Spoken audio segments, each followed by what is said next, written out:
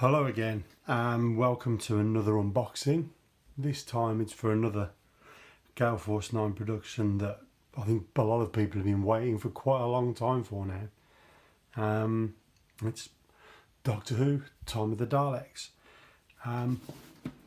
This game was originally supposed to be a 6-player game, but they took out a load of the components to bring it down to 4 players instead.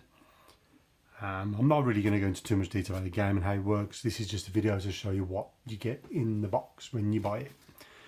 So let's crack it open.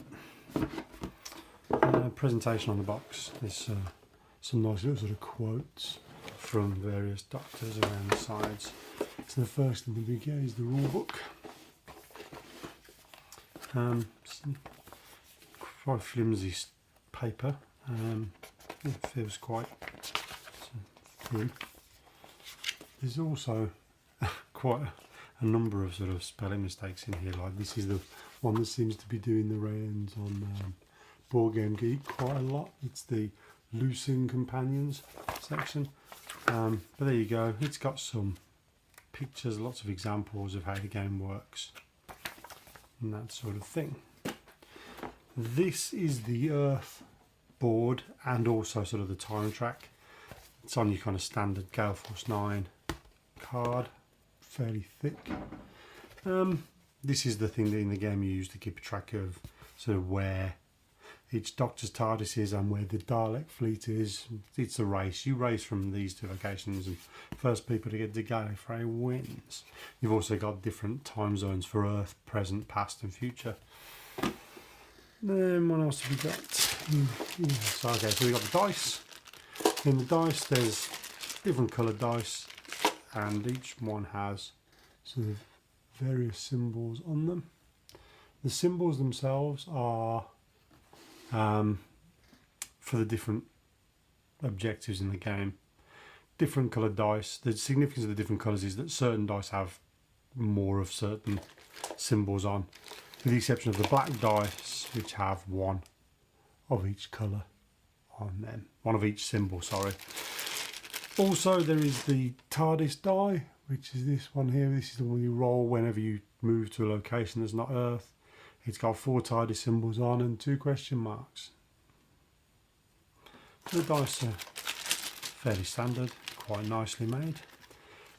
One caveat here about this is that I have actually opened this already. Because these tokens don't come in this bag. These are ones you have to punch out of card yourself.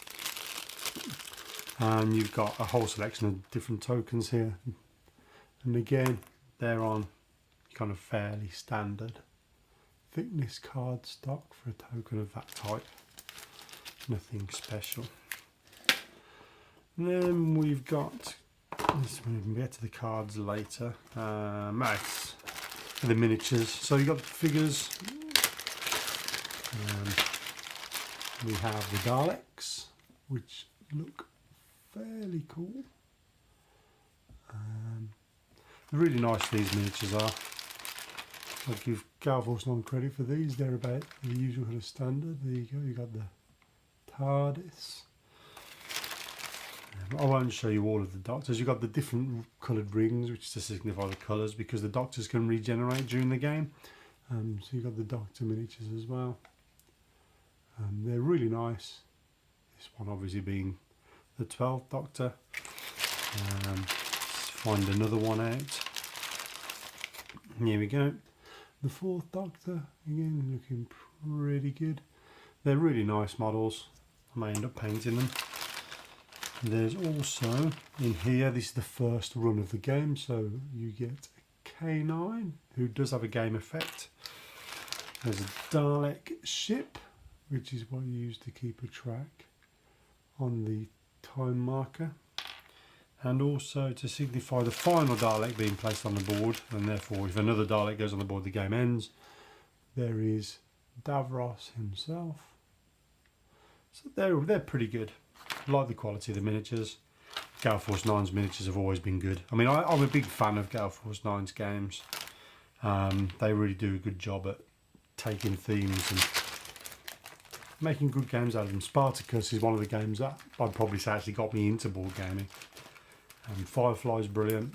Sons of Anarchy is a almost criminally underrated game. So, excuse me. So what have we got next? Okay, so then we've got the locations and the dilemmas. So again, not wanting to get bogged down into the game mechanics too much. There's a whole stack of dilemmas and a whole stack of locations.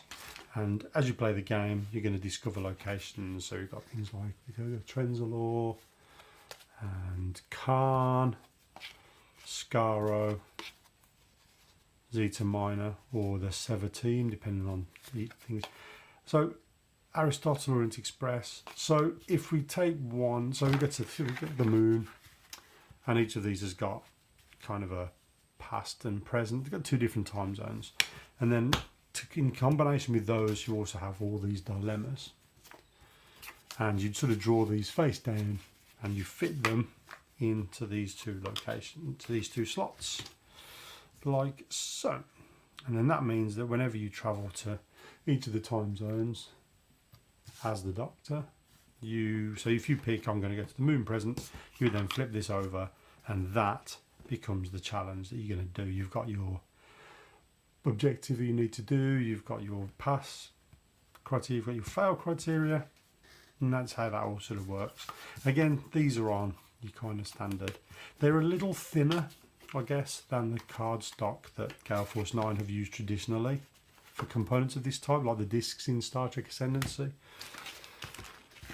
But they're still pretty good. So I'll give them credit where credit is due for those. They feel really reasonably chunky. Whoops. Okay, then we get to the cards. There's three sets of cards of different sizes.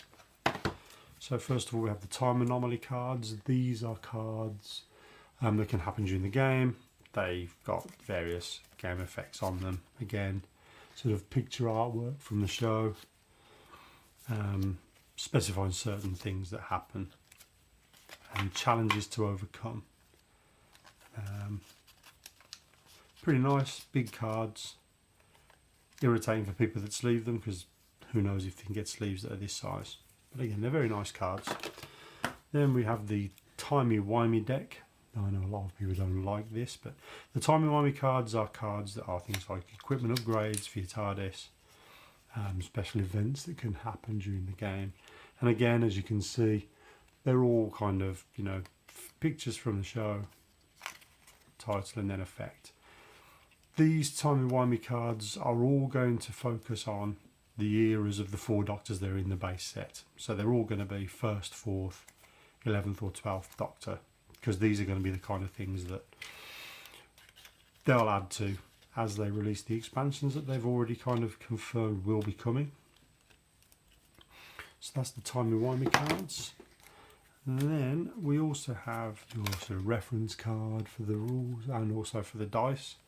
So you can see there the spread of symbols on the different coloured dice.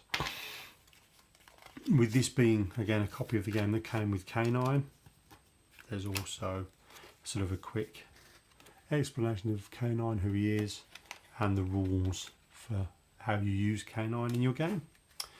Then we have 2 decks. We have the Alien Companions deck, and we have the Earth Companions deck. These are where you're going to draw cards to meet people from the Doctor's travels and add them to your TARDIS.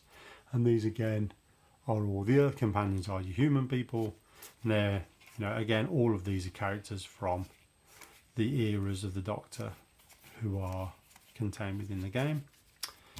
And then the Alien Companions, same again, but they're ones that are from off planet Earth. Finally, you have the cards for the Doctors themselves, which is the ones that you're playing as. As you play through the game, you may have to be forced to regenerate, which means you have to all swap Doctor cards and tokens around the board. So that's that. Again, the card stock for these, as with the timey-wimey cards, to be honest, it's quite thin. People that think they're going to get a lot of use out of these might want to sleeve them. I think the only thing that I kind of noticed with these is how few of them there is in the box. I mean, there's about, what, maybe about 15 of each of these. Doesn't feel like a lot. I mean, I played through a couple of turns and you don't get through them very quickly, the companions, that's for sure. But again, doesn't feel like a lot. And finally, it's the actual TARDIS console cards themselves, which are these. This is just what you sort of have in front of you to keep a track of your different cards. So you've got the 12th Doctor, 11th, 1st and 4th. Each one's just got a space for your sonic screwdriver tokens, where you put your companions, your Doctor card, dice pool and your equipment slots. That's it. And again, I suppose the one thing I'd probably notice about these is that, you know, unlike every other Gale Force 9 game, your own personal console in every Gale Force 9 game has always been quite thick cardstock, but with these ones, this is like, it's literally one step up from being printed on paper, to be honest. This is a little bit weird. So that's pretty much everything you get in the box. The only other thing that I'll just probably sort of point out just as a small observation is that the insert in the box, again by Gale Force 9's usual standards, it's really low rent. I mean, it's just a piece of cardboard.